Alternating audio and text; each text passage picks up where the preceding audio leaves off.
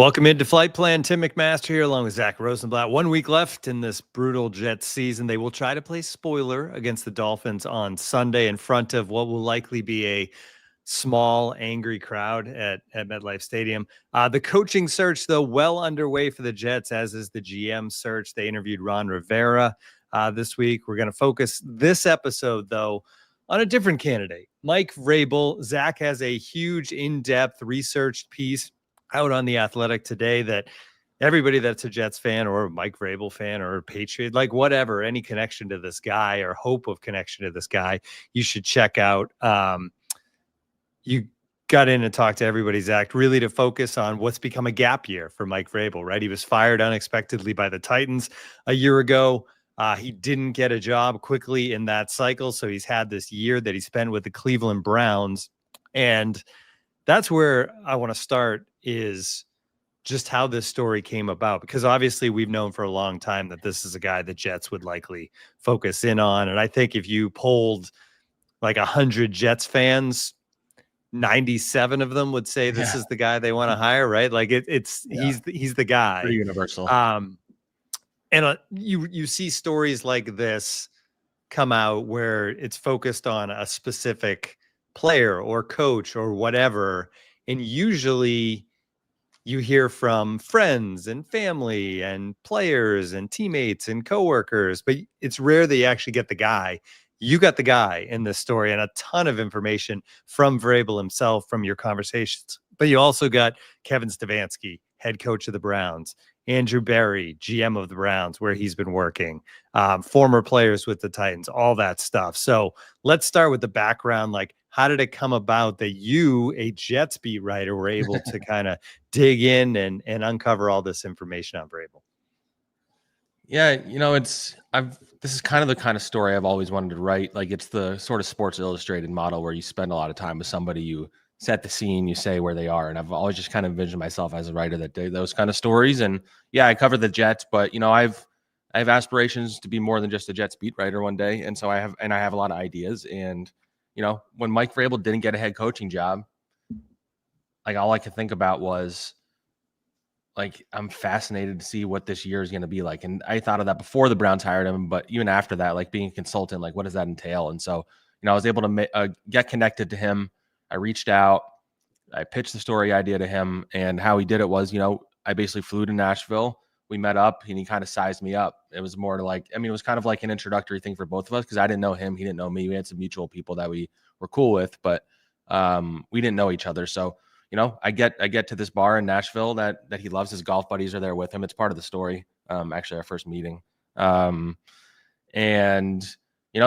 right away, so you had to win over the golf buddies, is basically what you're saying. Yeah, his golf buddies were characters. I had some funny stories I heard about them that I wasn't able to fit in the story. But one of the main reasons, just to pull back for like a second, like, one of the main reasons I want to do this about him was, not only is he the top coaching candidate, but I feel like there is a perception about him, based on his press conferences. He's this linebacker, with all the rumors about him being hard to work with. And what I always try to do is try to paint a picture of, like, who somebody is, like, despite, like, what the headlines say. Like, that was the root of my Aaron Rodgers and Chico story. I wanted to, get in the mix and talk and find out about somebody that I didn't know anything about. And I've always done stuff like that. And I know I've become known on this beat now for, like, those long pieces I do with Diana, but this is kind of the root of how I've been a writer since I got into this business. It's the kind of stories I wanted to do, is show people a side of somebody that you haven't seen before. And so that was my idea. I didn't know going in, like, if Mike would be open to it, or if the perceptions of him are real or whatever. But anyway, so I get to this bar, the Corner Pub, the spot in Nashville.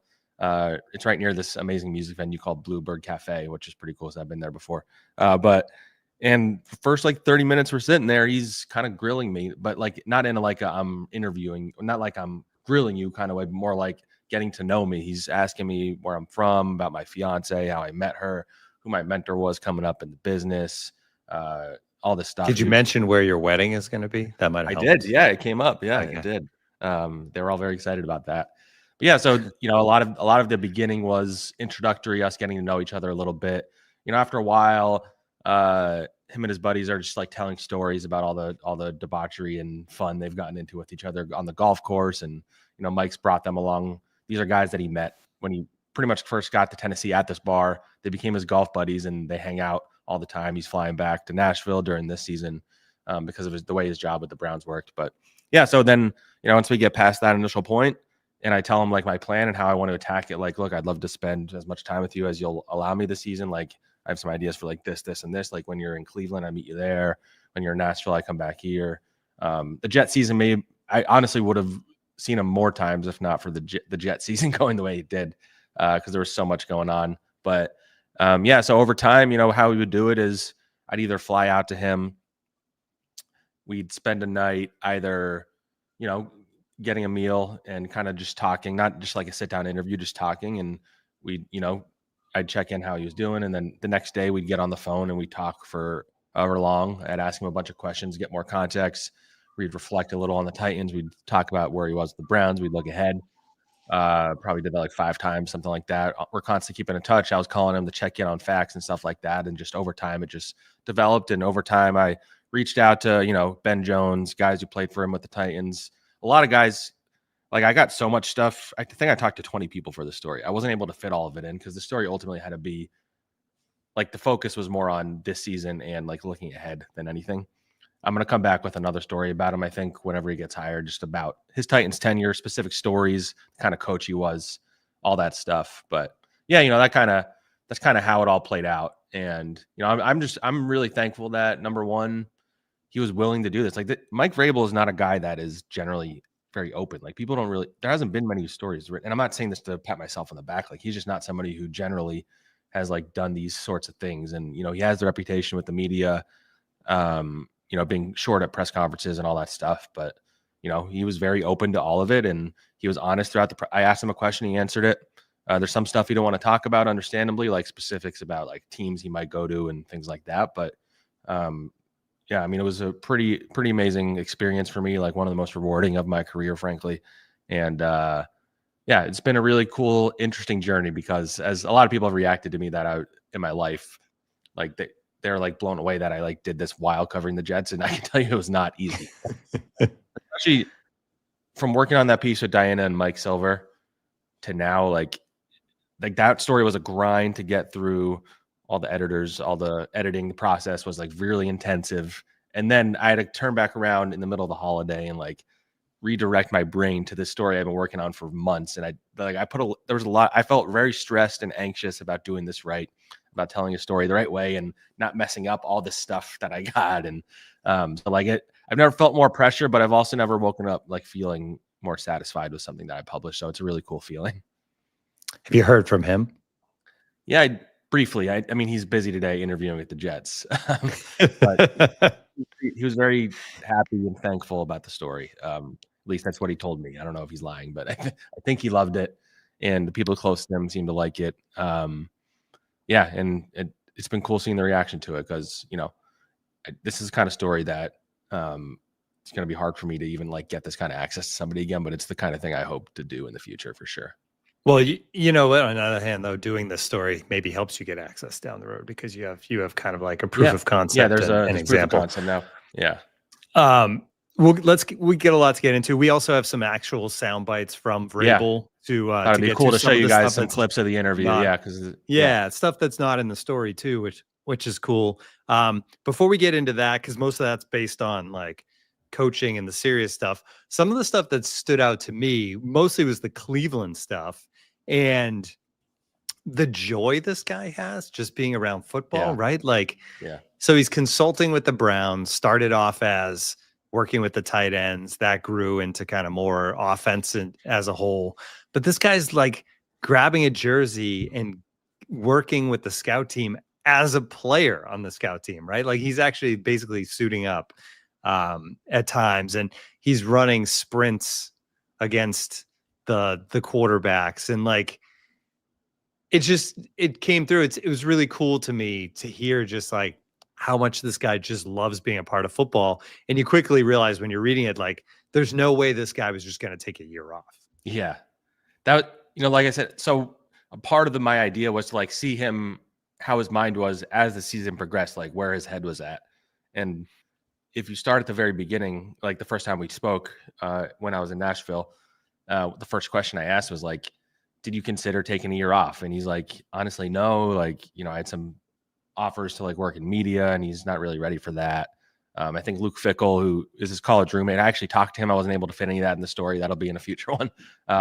He was going to bring him maybe on as a consultant in Wisconsin, but he wanted to stay around the NFL. So, but yeah, he was kind of famous for that in Tennessee, but like the getting into it with the players, like lining up as a defensive end and getting knocked in the face. Like Terrell Williams, who works for the Lions now, was telling me about how, because Terrell Williams is the defensive line coach for the Titans, and Vrabel will come and act as like an offensive lineman, really like get into it with them. And so Terrell Williams told his guys to like really go hard at Mike and make him so he doesn't come back and bother us anymore. And to the point where they made his nose bloodied and it still wasn't stopping him. Yeah, but the Browns guys, they were like just laughing, telling me stories about him being out on the field and lining up as a linebacker or defensive end. And you hear all these stories, but I went out to practice one day and they happened to be indoors, which I think was good because it gave me a better view of everything. Because when you're indoors, it's a little more contained. And you're just seeing him on the field, like, and I had this line in the story, like if a consultant is supposed to stand on the side and observe, like Mike Vrabel did not get that memo. I think a lot of times consultants are kind of there just like to help the head coach. I'm watching him in this practice field very closely. He's starting at the beginning on one end, and he's stopping at like almost every single guy, and he has like a handshake with them, or he's laughing, or he's getting it with a practice squad player. He's showing him like a 3-point stance, and then he's making all the way to the other side. He puts on his penny, and then he starts getting into the mix for some walkthrough stuff with the offensive line. Like that's a guy that like is meant to be around football. And Kevin Stefanski had, I think, one of my favorite quotes in this, and it's in the story, where he said, one day I'm just like looking over at him, like, what the fuck else would this guy be doing if he wasn't coaching football? And I said that to Mike, and he's like, well, I've only ever had three jobs in my life. I caddied when I was in high school. I played football, and I coach. I don't know what else I'd be doing. So like, he could have taken a year off, sat on the beach. The Titans are still paying him right now. He could have done all that, but he took this opportunity. And in the beginning, the idea was he would be there a few days a week, maybe for the home games.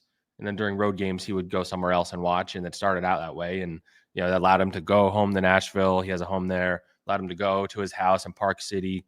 There was a night he spent in New York meeting up with some NFL people, which is in the story too, where I saw a drunk Jets fan. But yeah, he had an idea of what it might look like, and then he wound up being around the team more because there's some guys on the team who are like, can you be around us more because you're really helpful. So it was a mutually beneficial relationship. Andrew Barry talked about that a lot in the story. Like they saw it as somebody who could help their operation. He saw it as an opportunity to learn from an organization that uses analytics in a way that he'd never used before. And a team that ended up having a tough season, obviously, and it seems like he kind of helped them through that as well. So you mentioned Barry, and this wouldn't be something that would come out when you're consulting with a team, but some of the reputation around Mike Vrabel is that he has a hard time getting along with GMs and front office and that stuff, which is one thing he talked about. So I want to play this soundbite you have from him, and then we can react afterwards. But here we go. I feel like I can work with anybody. Mm-hmm. I feel like winning is the ultimate goal. And I have to be willing to, just like with our teams, I got to be willing to adjust and adapt to things that are going on. But there's also things that I believe strongly in. And I believe that I can respectfully disagree. Yeah. Have a conversation and move on and get past it. But I'm also not afraid to share my opinion and what I believe and my convictions about certain things that relates to helping a football team win, building a team, helping players, helping scouts. I mean, I love when the coaches and scouts get together. Yeah. Post-draft and act as the head coach and general manager, trying to incorporate that system into Tennessee because it was something that I embraced and loved about what we did in Houston, and try to foster those. And it's it's a unique relationship and one that, has to remain respectful at all times. And I think that it always was. Are we going to disagree? Yeah, I hope that we do. Yeah, that's healthy. Yeah. So that we can grow. And but then, ultimately somebody's got to be in charge. Yeah, yeah. We got to make a decision. We got to make a good one, and we have to make it in the best interest of the team. And sometimes you have to be decisive, and so somebody got to make a decision. So maybe part of the problem and the reputation comes from the fact that he just said it at the end there. You hope to disagree, right? Like in a successful developing in any business, right? Whether it's like 100%. what we do at the Athletic, you and me, Zach, or there anywhere, disagreements lead to conversations that make things better. It's not necessarily something everyone believes in, though. Yeah, I mean, some people don't like hearing the truth, or some people don't like debate, or some people don't like, they don't like being told when they're doing something wrong. Like there's a part of society that doesn't like being confronted, and I don't even blame them necessarily. But yeah, Mike Vrabel's goal is to win, and so he's going to say and do what he thinks he has to do to win. And did he butt heads sometimes with some people in Tennessee? Sure, but I don't think it was ever out of disrespect. It was all just him stating how he felt about certain things and being honest with his opinions. And if you can't be honest, if you're a coach of a team and you can't speak openly and honestly with the GM or the owner or your coaches, then you're not really going to be productive, because then you're not attacking your problems that you have head on. You're not addressing the things you do well. And so I think there is something to be said for all of that. And I mean, look, obviously that's something he's had to answer in interviews he's had in the past. He's had to talk about it. He's had to explain it. I think he did a pretty good job there. I don't have a concern about that necessarily. Maybe, are there some GMs that maybe he wouldn't want to work with? I imagine John Robinson, who interviewed for the Jets job, maybe they probably wouldn't reunite, but I think he knows what he's doing. He's very smart football mind. He has a great scouting mind. Generally speaking, a coach getting full personnel control, it historically doesn't always work out, but we're going to get into this when we get into the Jets part of this combo. But a team like the Jets, what do you have to lose? I would offer him full control, and I'm not even saying he's looking for that, by the way. That's just my opinion. I think they should, because I think he's the perfect fit. But anyway, we'll get into that. But that's a big topic of convo, and I'm happy he was willing to address it with me. And when I asked Andrew Berry about that, Andrew Berry cut me off before I finished the question because he knew it was coming. And he's like, that has basically not been my experience. He's been very collaborative. He brings such energy that somebody called, I forget if it was Stefanski or somebody called him an energy multiplier in the building. He just brings the energy. He holds people accountable. And that's all what a lot of these bad teams need, but especially the one that I cover. Yeah, and it'll be interesting, like you said, give full control. If that's something a team's going to do, if it's the Jets and they decide, let's just roll out the red carpet and give him everything. You almost have to hire him before you hire the GM at that point, right? Because you can't hire a GM and then say, oh, by the way, we're hiring Vrabel now, and he's got final call on player personnel. Yeah. I mean, for sure. I think the Jets went into this with the plan of GM first, but I think they're open to not doing that. If somebody like Mike Vrabel, or I don't know, one of the other top candidates, maybe a Pete Carroll or whatever it is, Ben Johnson, I don't think they would give that to Ben Johnson, but I think they're open to it for the right coaching candidate, because I think ultimately for your culture, the coach is more important. For roster building, the GM is more important. But I think you can start with the coach if it's the right coach. If you're hiring a coach that's never been a head coach before, do you want him picking the GM or being involved in that process? I don't know necessarily, but if you have someone like Vrabel who has connection in this league, he knows what he's doing, he knows what he wants, what you're going to get out of a Mike Vrabel coach team. I think there is some value to bringing in a guy like that first, if you can. I want to say, number one, I think you shouldn't read too much into the Jets being the first team, but it is notable that he is interviewing with them, because I don't think he's going to interview with every opening. I think he is going to be relatively selective. I think he has some certain things, and we're going to get into this because you have another clip of the things he's looking for and all that stuff. And you could argue whether the Jets fall under those categories, but and I can get into where I think he'll end up and all that stuff after we get through this part of the combo. But yeah, I don't know. I just he knows what he wants, and it is a positive sign that the Jets are his first interview, that he's at the facility, that he's meeting with the team. I think there is some appealing parts to this job. There's some parts that are not so appealing too. So he knows all of this. He knows all the information. He's going to get his own information. He's not going to base any of his decisions on, certain articles that have been published. I think he's read them, but I think he's going to find out himself what he feels about an organization and what their path forward is and all that stuff. And the Jets are in the mix because they got an interview with him. And I think they are a candidate to hire him, is what I would say.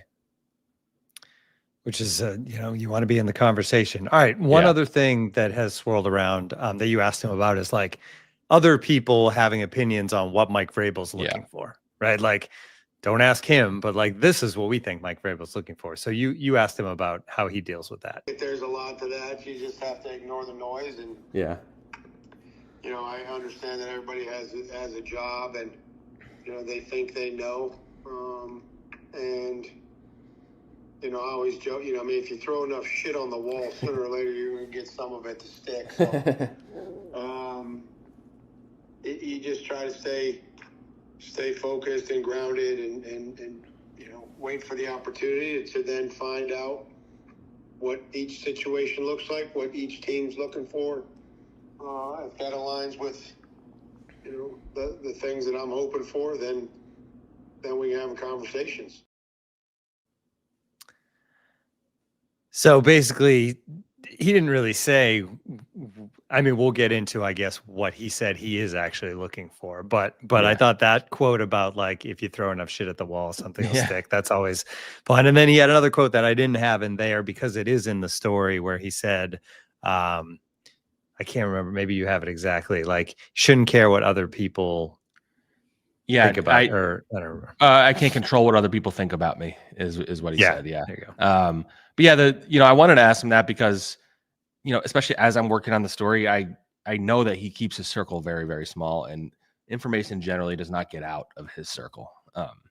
And so any report that suggested things that he wanted was purely, I'm not saying those reports were false so much as those reports are not coming from Mike. Maybe there are people who are speculating about Mike or people that maybe think they know Mike, but like anything about, oh, he's only going to take like Colin Cowherd went on TV and was like, I talked to Mike and he told me that he'd be interested in the Jets depending on the GM. That conversation never happened. I promise you. I talked to Colin Cowherd about that. And that's just the first example that comes to my mind, but there's been other reports too. And like being in it, like the way I was, that's when I was like, okay, like, I don't think Mike's telling all these people this stuff. Now I can, the reports where people are, reading the tea leaves and being like, people around the league think the Raiders are going to be a factor because of Tom Brady. Yeah. Well, I think that's a fair assumption. It doesn't mean that it came from him. The Patriots, all the buzz around them. Yeah, that's logical and probable if Jared Mayo gets fired that he'd be the next coach. But again, Mike Vrabel did not tell that to people. So it's either coming from the teams or it's coming from people around the league speculating. But at the end of the day, Mike Vrabel is not leaking out what he wants to do because he's keeping it to himself for the most part. Like I think he has an idea of the staff he's going to have. I'm sure he's talked to some people about that kind of thing, but he's going into this process with an open mind and he wants the best situation, the best possible place where he could win, if not right away, then pretty soon. And the things he's looking for is our next clip that you're going to play. I know. Yeah. So let's get right to that. This is the question was, what are you looking for in the next job? You talk about how for your game plan, you have three things you want to accomplish. I guess, are there three things when you look at an organization that you think that you need to win in? You have to be able to have, there's got to be a clear communication with the people in charge, with the ownership, so that they know exactly. We understand as coaches what the expectations are. Mm-hmm. We can explain to them what the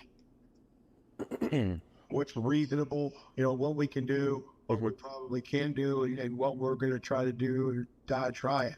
And as long as there's communication, and I think that's going to be a great place to start.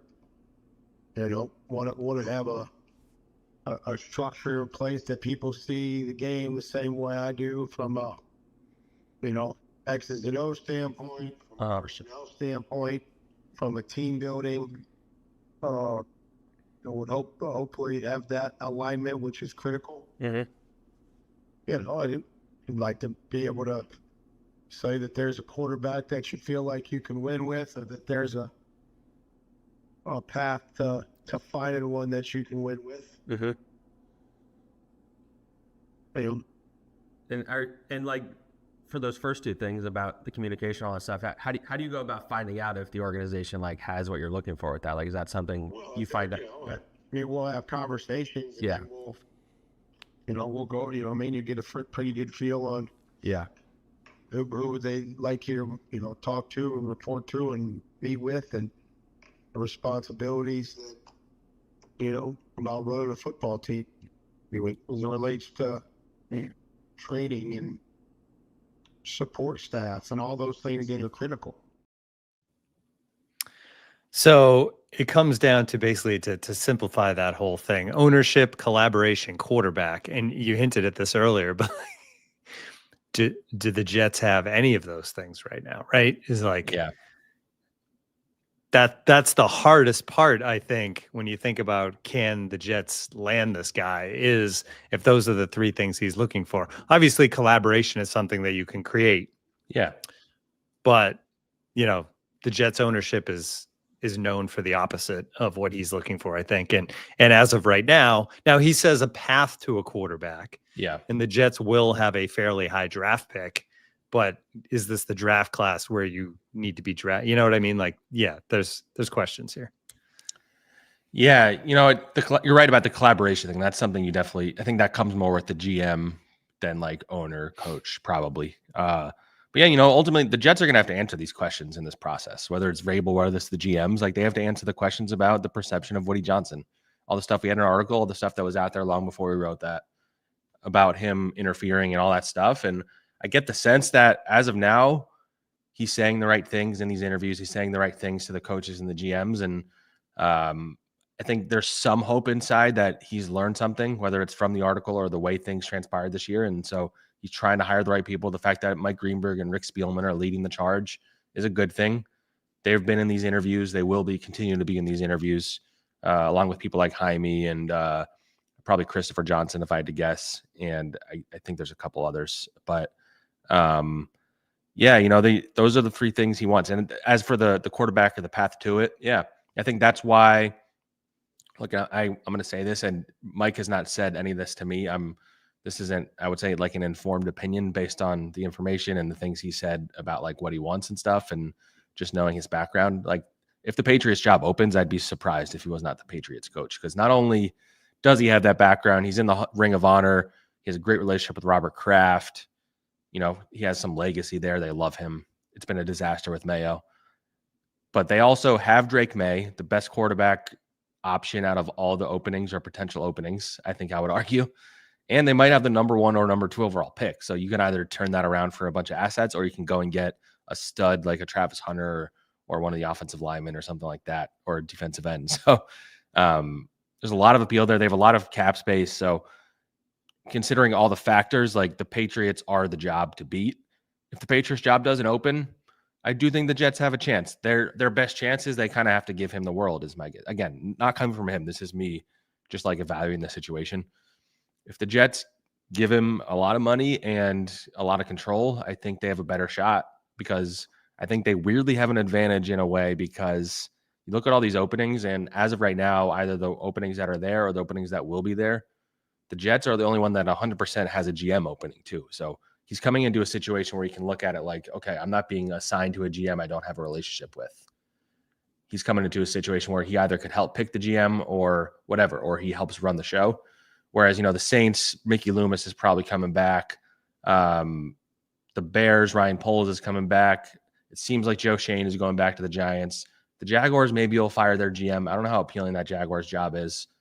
The Patriots, as of now, it seems like, are keeping their GM. Or GM, I don't know if he's officially the GM. And who else you got? I mean, the Cowboys, Jerry Jones is the GM if that opens up. So all these jobs, he'd be inheriting a GM. So that's weirdly an advantage for the Jets. I think on top of them having a good offensive line, talent on defense, Garrett Wilson, Breece Hall, the quarterback situation is one of the least ideal out of all of them. The Jets draft position is going to be important, but even more important would be how he feels about this draft class of rookies, which I don't know how he feels about it. So a lot of factors, a lot of things. I do think the Jets have a shot at him. I just think as of right now, if I'm predicting, assuming Jared Mayo gets fired, he's going to be the Patriots coach, I think. If he's not, then the Jets have a chance. That's my take on the situation.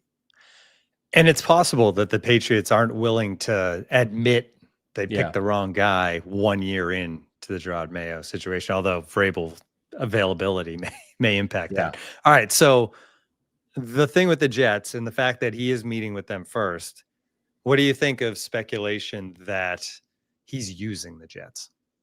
Like for leverage? Yeah.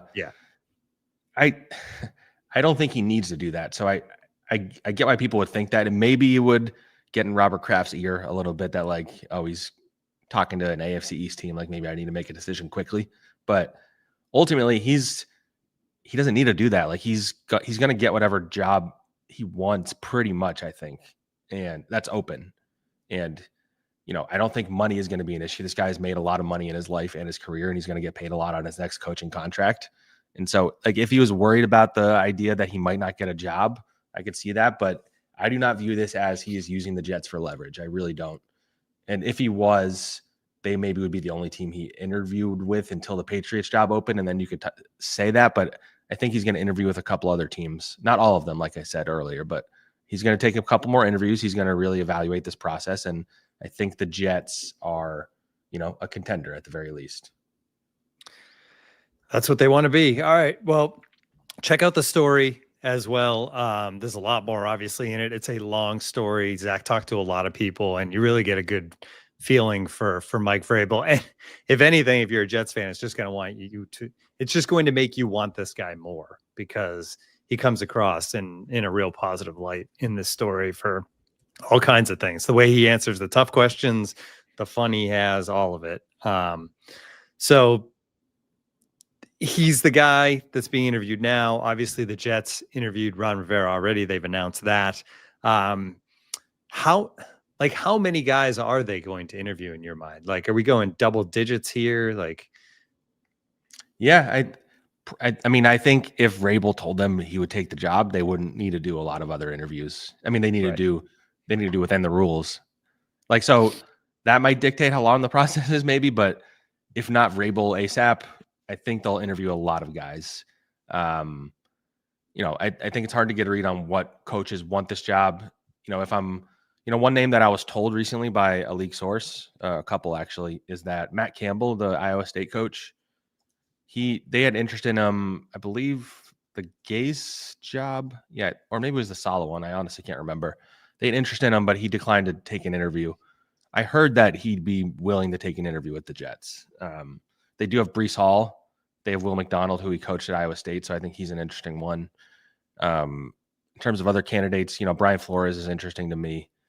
I think they're going to probably Rex Ryan, they're going to interview. I mean, I'm not interested in that, but they will interview him, it sounds like. And he has to be viewed as a candidate because, as a lot of people have iterated to me, like, even if it's a small shot, like if he goes into that room, he's going to know what Woody wants to hear. He's never spoken badly about Woody publicly. He knows what Woody likes. He can walk into the room and be like, "Hey, so who's the last coach who had a winning season here?" I'm just curious. Like he can throw that at him. You can throw the culture, all that stuff. I think it would be a disaster personally, but you could see it. I've seen some other names floated out there. A couple that I would bank on the Jets not really having a shot at, or not being interested in the job, or whatever. Like whether it's mutual or one side doesn't want it. I don't think Ben Johnson's coming here. I don't think Arthur Smith will come here. I don't think Cliff Kingsbury will come here. Like those are just a few of the names that I would say are not necessarily either considering the job or contenders for it. But some of the other obvious names that have been floated, I think Liam Cohen's very interesting. The offensive coordinator for the Bucs. Blanking on some of the other coordinator. Flores, in terms of like culture setters, I'd say Aaron Flores Glenn, right? Aaron Glenn. Yeah. You mentioned Ben Johnson. And there's a good chance the Lions go to the Super Bowl, right? So you probably have to wait. That's going to extend this whole process, I would imagine. It is. Yeah, that's actually an important point. So Vrabel could be hired technically as soon as the team finishes the Rooney Rule requirements, as could anybody that's unemployed right now. If you're on a team that doesn't make the playoffs, You could start interviewing 3 days after the regular season, only virtually, I believe.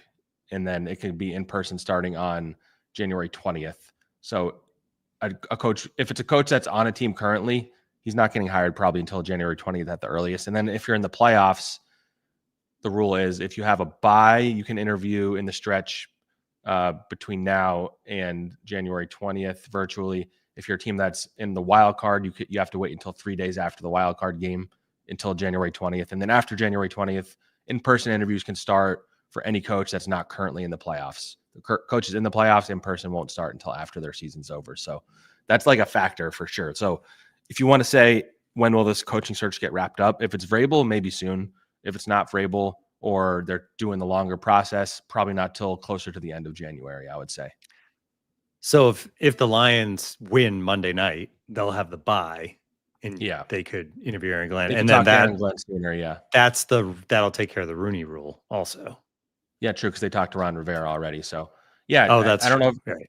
Yeah, so I mean, you need two minority interviews. Yep.